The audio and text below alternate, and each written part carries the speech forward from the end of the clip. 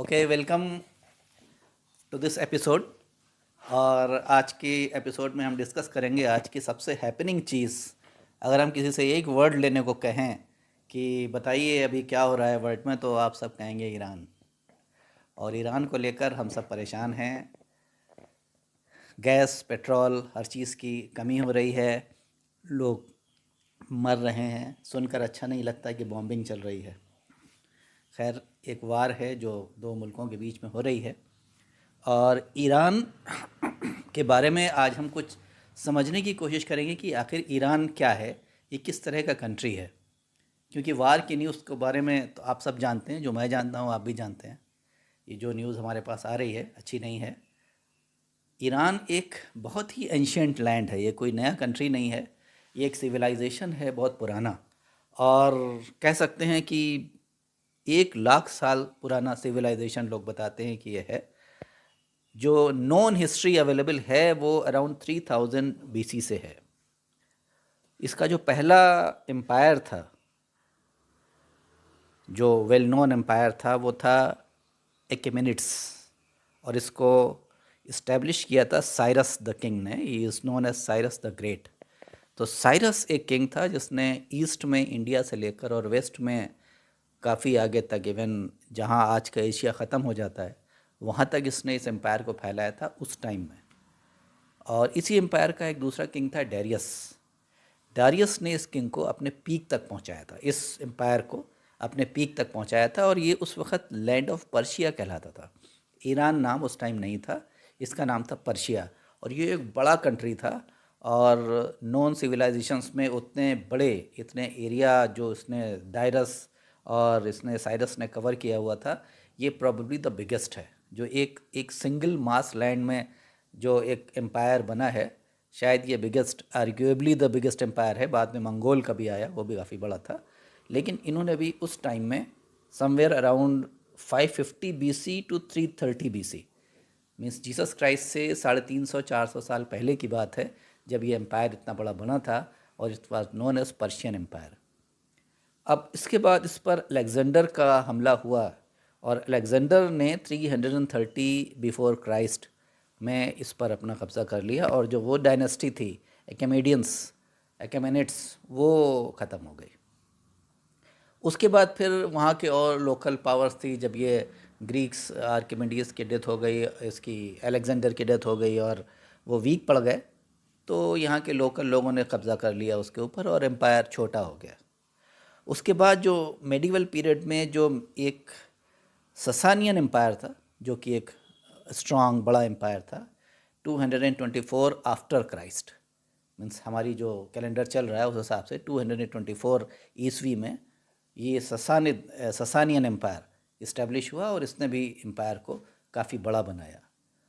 और इसका competition Roman empire से हुआ। रोमन और बेजेंटियन एम्पायर्स उस वक़्त के सुपर पावर माना जाते थे, along with this Persian empire. तो पर्शियन एम्पायर भी अपने ग्लैमर और अपने रिचनेस, प्रॉस्पेरिटी के लिए मशहूर था।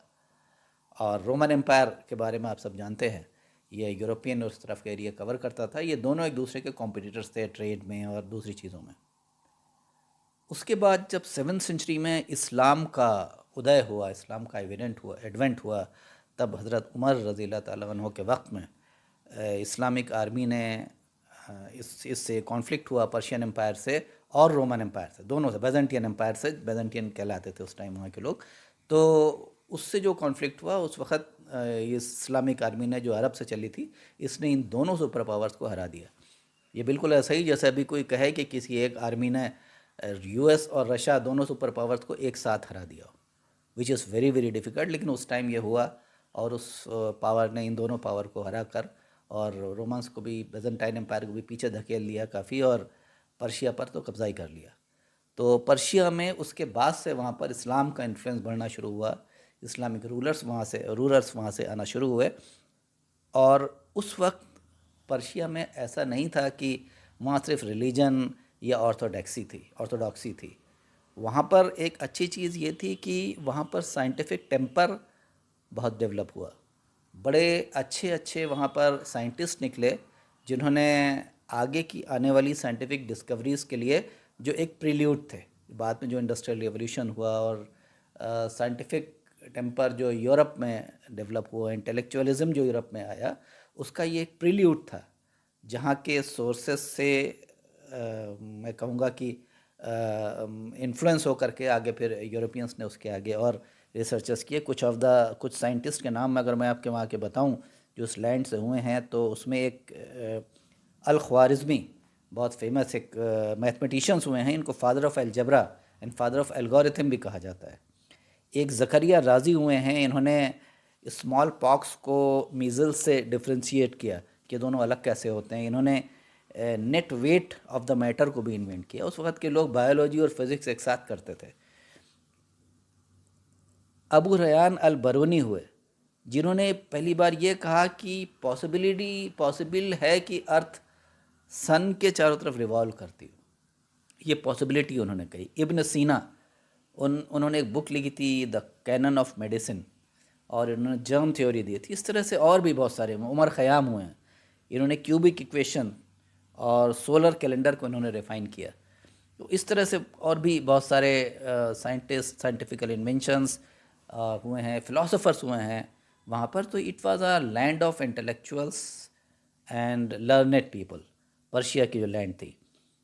उसके बाद वहाँ पर डायनेस्टीज़ आना शुरू हो गई और बड़ी डायनेस्टीज़ हुई, और उसमें 1501 में सफ़ाविद एम्पायर बना, और उसने एक काफ़ी लंबे टाइम तक 1501 से 1736 तक उसने पर्शिया को रूल किया, और उसने भी पर्शिया को एक डेवलप्ड और आगे की तरफ लेकर के गया। लेकिन उसके बाद वहाँ पर कजर डायनेस्टी आई, QAJAR, कजर डायनेस्टी, और उस वक्त वहाँ पर ब्रिटिशर्स और रशियंस के इन्वेजन्स हुए, जिसको ये लोग प्रोटेक्ट नहीं कर पाए। यूरोप में जो इंडस्ट्रियल रिवॉल्यूशन हुआ, यूरोप का एक्सपेंशन शुरू हुआ, ब्रिटेन आगे बढ़ा और उसने पर्शिया के काफ़ी एरियाज़ पर कंट्रोल कर लिया। Persia became fragmented. जो ग्रोथ पर्शियंस की थी वो वहाँ तब नहीं हुई, क्योंकि वहाँ पर उस वक्त फिर कॉलोनियल रूल आने लगा और इम्पीरियलिस्टिक रूल आने लगा। रशिया ने उस पर कंट्रोल किया, और उसके बाद 1921 में रज़ा ख़ान ने जो इस्टेब्लिश किया, जो कुछ बचा कुचा एरिया था पर्शिया का, उसके ऊपर उन्होंने इस्टेब्लिश किया, और उनके एक सक्सेसर थे रज़ा ख़ान पहलवी, उन्होंने उनके एम्पायर को आगे बढ़ाया, और 1935 में इसको पहली बार ईरान का नाम दिया गया, और तब से ये इंस्टेड ऑफ पर्शिया ये ईरान के नाम से जाना जाने लगा। अब ये जो रज़ा ख़ान पहलवी की डायनेस्टी थी, इनके जो एम्पायर थी, इसकी कैरेक्टरिस्टिक ये थी कि उन्होंने अपने कंट्री के मॉडर्नाइजेशन पे बहुत ध्यान दिया, और मॉडर्नाइजेशन के साथ साथ इन्होंने वेस्टर्न कल्चर को ईरान में लाने की कोशिश की। ईरानियन पब्लिक काफ़ी ट्रेडिशनल थी, वो अपने जड़ों से जुड़ी हुई थी, और उसको ये बात पसंद नहीं आई जो वेस्टर्न कल्चर का इन्फ्यूजन ईरान में हुआ। इस वजह से वहाँ पर अनरेस्ट हुआ, और इनकी डायनेस्टी या इनका रूल कुछ ऑथोरिटेटिव भी था, क्योंकि ये चाहते थे कि ईरान एक पर्टिकुलर तरह से एक पर्टिकुलर डायरेक्शन में डेवलप हो, जो कि शायद वहाँ की मेजॉरिटी ऑफ द पब्लिक को एक्सेप्ट नहीं था। रिवोल्ट हुए, अपराइजिंग हुई, और फाइनली 1979 में वहाँ पर इस्लामिक रेवोल्यूशन हुआ, और रूहुल्लाह ख़ुमैनी जो वहाँ गए सुप्रीम लीडर बाद में बने, उनकी लीडरशिप में वहाँ पर इस्लामिक रूल आ गया। रज़ा ख़ान पहलवी को वहाँ से जाना पड़ा, और वेस्टर्न पावर्स ने, स्पेशली यूएस ने उनको सपोर्ट किया। यूएस के उनको सपोर्ट करने की वजह से अब ईरान की जो नया रेजीम था, जो इस्लामिक रेजीम था, उसका यूएस से टसल शुरू हो गया, और यहाँ से कहानी शुरू हुई ईरान और यूएस के टसल की।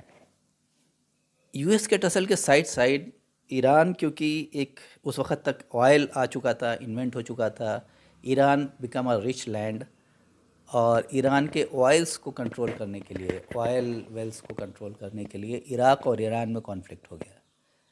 इराक़ ने ईरान पर अटैक किया, 8 साल तक वो लड़ाई चली, लाखों लोगों की उसमें जानें गईं। ऐसा कहा जाता है कि इराक़ ने उसमें केमिकल वेपन का भी इस्तेमाल किया। We do not know, we can not confirm, लेकिन वो लड़ाई बहुत लंबी चली, और 8 साल तक ना ईरान ना इराक़ कोई भी अपने आप को उसमें विनर नहीं बता पाया।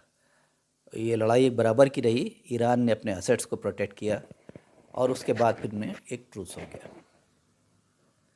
1989 में जब रोहिल्ला ख़ुमैनी साहब की डेथ हो गई, तब अली ख़amenei जो अभी बहुत रीसेंट पास तक वहाँ के सुप्रीम लीडर थे, वो वहाँ के सुप्रीम लीडर बनाए गए।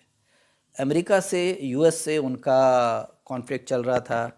उनको ब्लेम किया गया कि ईरान न्यूक्लियर वेपन डेवलप कर रहा है। ईरान ने हालांकि उस चीज़ को डिनाई किया, लेकिन यूएस ने इस बात के चलते कि वो अपने न्यूक्लियर वेपन को डेवलप करने की कोशिश कर रहा है, उस पर सैंक्शंस लगा दिए। उन सैंक्शंस के चलते ईरान की इकोनॉमिक प्रोग्रेस काफ़ी हैम्पर हुई और वहाँ पर इन्फ्लेशन बढ़ गया और दिक्कतें आई। इकोनॉमिकली तो ईरान वीक हुआ। मोस्ट ऑफ द कंट्रीज़ ने ईरान से रिलेशंस नहीं रखे। कुछ ट्रेड, इंडिया के भी थोड़े ट्रेड चले ईरान से, लेकिन कोई ज़्यादा नहीं। जितनी उसकी कैपेसिटी थी उस हिसाब से ईरान के ट्रेड नहीं हुए और उसका इकोनॉमिक, मैं कह सकता हूँ, पतन भी हुआ। ईरान को एक चीज़ बात के लिए और ब्लेम किया गया कि विमेन का सब्जुगेशन करता है और विमेन को स्ट्रिक्ट इस्लामिक रूल में रखता है। बेसिकली पर्दे को लेकर लोगों ने, वेस्टर्न अथॉरिटीज़ ने और वेस्टर्न रूलर्स ने उस पर ऑब्जेक्ट किया।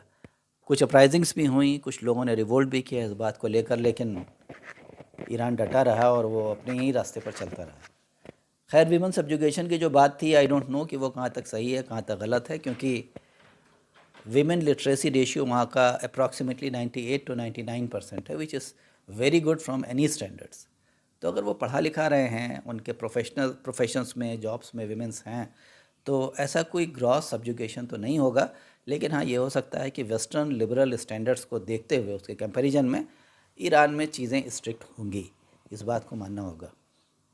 खैर, उस न्यूक्लियर प्रोग्राम के चलते उस पर बैन लगा रहा, सैंक्शंस लगे रहे। हालांकि अली ख़amenei साहब ने एक फ़तवा दिया 2005 में कि न्यूक्लियर वेपन्स को बनाना, उसको स्टॉक पाइल करना, ये सब कुछ इस्लाम में अलाउ नहीं है, दिस इज़ नॉट करेक्ट। और उन्होंने इस चीज़ को डिक्लेयर किया कि हम एटम बम नहीं बना रहे हैं। लेकिन वो डिक्लेरेशन शायद इंटरनेशनल कम्युनिटी के लिए सफिशेंट नहीं था, उन पर सैंक्शंस चलते रहे। 2015 में आकर के एक डील हुई जिसको ईरान न्यूक्लियर डील कहते हैं। इसमें कई यूरोपियन नेशंस, चाइना, रशिया सब इन्वॉल्व थे, यूएस भी इन्वॉल्व था, और उसके चलते ईरान ने काफ़ी चीज़ें कमिट करी और कुछ सैंक्शंस भी रिलीज़ किए गए ईरान के लिए। लेकिन 2018 में जब ट्रम्प साहब वहाँ के बने प्रेसिडेंट, तो उन्होंने उस डील से अपने आप को बाहर कर लिया और ईरान पर सैंक्शंस काफ़ी इम्पोज कर दिए। इन सब चीज़ों के चलते ईरान की इकोनॉमिक कंडीशन काफ़ी अच्छी नहीं थी और मोर ओवर उसका इज़राइल से डायरेक्ट कॉन्फ्लिक्ट हो गया, क्योंकि इज़राइल और पैलेस्टाइन का जो कॉन्फ्लिक्ट चल रहा था उसमें शायद ईरान एक अकेला कंट्री था जो पैलेस्टाइन की तरफ से फिज़िकली बोल रहा था, वर्बली बोल रहा था। बाकी लोग तो इनडायरेक्टली कहते थे कि हाँ हाँ, there should be a two nation theory और पैलेस्टाइनियंस को राइट है। लेकिन Iran was not only vocal, he was supporting them militarily also. उसके अपने हमास और ये सब जो उसने चारों तरफ डेवलप कर लिए, उसके जो आउटफिट्स थे, आप मिलिटेंट आउटफिट्स हम उसको कहते हैं, मिलिटेंट आउटफिट्स थे, उसके ज़रिए वो पैलेस्टाइन को सपोर्ट भी करता रहा। इससे उसका इज़राइल से डायरेक्ट कॉन्फ्लिक्ट हुआ। 2025 में 12 डेज़ वार हुई, अनडिसाइसिव। और उसके बाद अनफॉर्चुनेटली 28 फरवरी को, जबकि नेगोशिएशंस ईरान और यूएस के बीच में चल रहे थे, और आप सबको मालूम है कि किस तरह से यूएस ने अटैक किया, और उसके बाद जो मारा मारी मची है वो तो आप सब जानते हैं। ईरान भी रिलेंट होने को तैयार नहीं है। तो हम सब ये चाहते हैं कि लड़ाई जल्दी रुक जाए। ये पर्पस इस डिस्कशन का ये था कि आप सबको और हम सबको ईरान के बारे में कुछ फैक्ट्स पता हों। ये कोई ऐसा कल का कंट्री नहीं है, ये बड़ा लंबा सिविलाइजेशन है, और ऐसे सिविलाइजेशन को डिस्ट्रॉय कर देना कोई अच्छी बात नहीं है। और ईरान के पार्ट पर अगर कुछ गलतियां हैं तो ईरान को भी उसे एक्सेप्ट करना होगा, किसी न किसी को मीडिएट कराना होगा, और इस लड़ाई को, जिससे हम सब का नुकसान हो रहा है, इसको रोकना होगा। ईरान के ऊपर अगर आप रिटन आर्टिकल पढ़ना चाहते हैं तो you can refer to @sillypoint.com। उसका रेफरेंस मैंने नीचे दिया हुआ है, उसका लिंक, उसको क्लिक करेंगे तो Iran a civilization at war, आप उसको पढ़ सकते हैं। और उसी साइट पर एक और आर्टिकल है, स्ट्रेट ऑफ हॉर्मुज़। उसमें आप जो स्ट्रेट ऑफ हॉर्मुज़ है उसकी क्या इकोनॉमिक इम्पोर्टेंस है, उसके ऊपर भी आप पढ़ सकते हैं। अगर आपको हमारा ये प्रोग्राम अच्छा लगा हो तो आप लाइक कीजिए, सब्सक्राइब कीजिए और इसको अपने दोस्तों के साथ शेयर कीजिए और मेरी हिम्मत अफजाई करिए। Thank you.